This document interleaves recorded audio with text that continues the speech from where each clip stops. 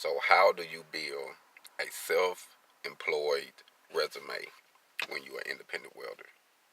So what you do is, when you're working on different jobs, or even if it's a shutdown, or even if it was a temporary job where you only work for a little while or a long while. But we all understand how certain companies tend to not like the fact that you are wanting to grow. Most companies, they hire you and they want you to keep that same mindset throughout the whole company. You can be with them for 20 years. They don't want you to grow. They want you to grow within the company to a certain extent, and then, that's it. But once you start being independent and doing your own thing, they might throw salt on you. You know what I mean? So to avoid that situation, this is what you do. When you're building your self-employed resume, you don't have to put the jobs down. You can put, oh, I did this job, or you might can even put for this certain company and have a contact that goes directly to the person that you was working under, or you can just have references, like showing the job details that you have done for this company. This company, and give a reference to, okay, you can call this person or that person. And normally your references will be people who know your work ethics, know what you are willing to do, know you came out, got the job done, left, went to another one. They know your skill set or whatnot. And to me, people you have actually worked for or worked with, they can give you a better reference than the big company. You know what I mean? Sometimes they get mad just because you left.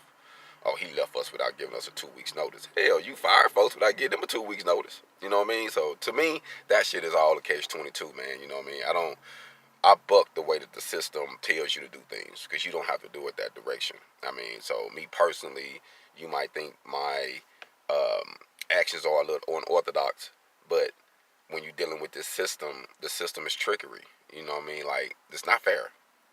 So you have to learn how to deal with them accordingly.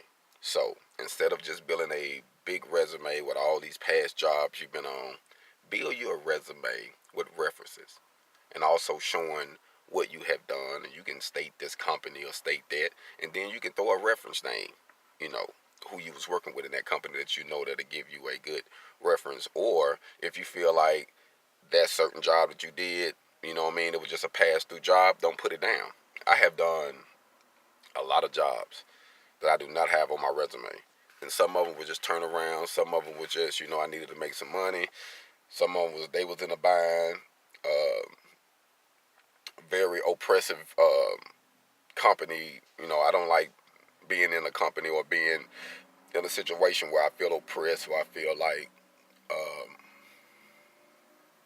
don't nobody really pretty much want you to be there. They feel like you're trying to take their place, and so they'll make the situation hard on you when you're just coming in, just trying to get some money or help out. So a lot of times, man, people tend to act real funny, when they get someone there who can actually do something or who don't need someone to hold their hand, so to speak.